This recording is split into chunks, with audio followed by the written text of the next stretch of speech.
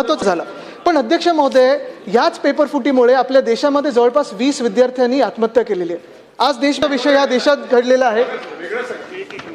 आपल्याला माहिती आहे की मेच्या पहिल्या आठवड्यामध्ये नीटचा पेपर फुटला आणि जरी हा विषय केंद्र सरकारच्या अखत्यारीत असला नीटचा आणि पेपर फुटीचा वगैरे, तरी दुर्दैवाने आपण पाहिलं असेल महाराष्ट्रातून 2.5 लाख विद्यार्थी बसले होते आणि दुर्दैवाने ह्या पेपर फुटीचा केंद्रबिंदू हे महाराष्ट्र होतं। अध्यक्ष महोदय, ज्या 3-4 अटका झालेल्या आहेत त्याच्यात हे PV कुलकर्णी असतील, मनीषा वाघमारे असतील, मनीषा बांधारे असतील किंवा मनीषा हवलदार असतील, ह्या सगळ्या हे जे लोक आहेत हे नेमके कुठच्या पक्षाचे होते, कोणाचे काही घेणं देणं कोणाचं काही होतं का, हा सगळा वेगळा विषय झाला।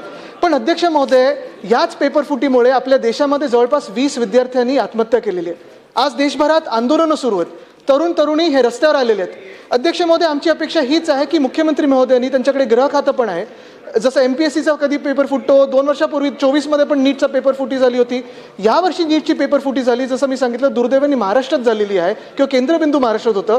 आमची अपेक्षा हीच आहे की मुख्यमंत्री महोदयांनी याच्यावर चर्चा घ्यावी, अन्यथा याच्यावर निवेदन तरी करावं की पेपर पुढच्या ह्याच्यासाठी फुटी नाही होणार किंवा काय उपाययोजना आपण याच्यावर करणार आहोत की नीटसारखे पेपर फुटणार नाहीत महाराष्ट्रातून, हे काय उपाययोजना करणं ते आम्हाला जाणून घ्यायचं आहे। तर आपण तसे निर्देश द्यावे, नोंद घ्यावी।